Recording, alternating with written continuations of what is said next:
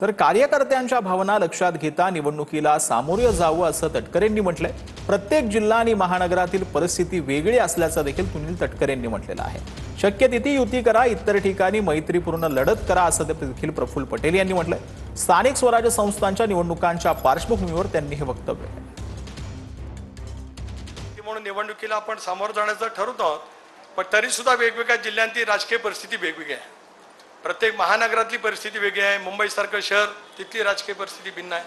अशा वेळेला कार्यकर्त्यांच्या मनामध्ये जे काय भावना आहेत ते अनुसरून उद्याच्या निवडणुकीला सामोरं जाण्याच्या दृष्टिकोनातून दादांच्या नेतृत्वाखाली आपल्याला नक्कीच त्या ठिकाणी काम करायचं आहे। पण त्याची आता पूर्व तयारी करण्याची जबाबदारी सुनील अण्णा तुमच्यावरती, सुभाष जगताप तुमच्यावरती, तुमच्या जोडीला कार्याध्यक्ष दिलेत, त्या सर्वांच्या वरती त्या ठिकाणी आलेले आहे की आपल्या कार्यकर्त्यांना जिथे संधी एखादाच मिळू शकते, प्रत्येकाला आमदार नाही होता येईल, प्रत्येकाला काही खासदार होता येत नाही, पण इथे जिथे जिथे ज्यांना इच्छा असेल, शक्य असेल तिथे युती करावी, शक्य नसेल तिथे आपण फ्रेंडली लढावी, आपण आपल्या पद्धतीनं लढावा। इलेक्शनच्या नंतरही आपण बसून एकी करू शकतो। प्रत्येक कार्यकर्त्यांचा त्यांची इच्छा दाबून, त्यांच्या इच्छाच्या विरोधात जाऊन, नाहीतर आपले कार्यकर्ते दुसऱ्या पक्षामध्ये चाललेच आहे।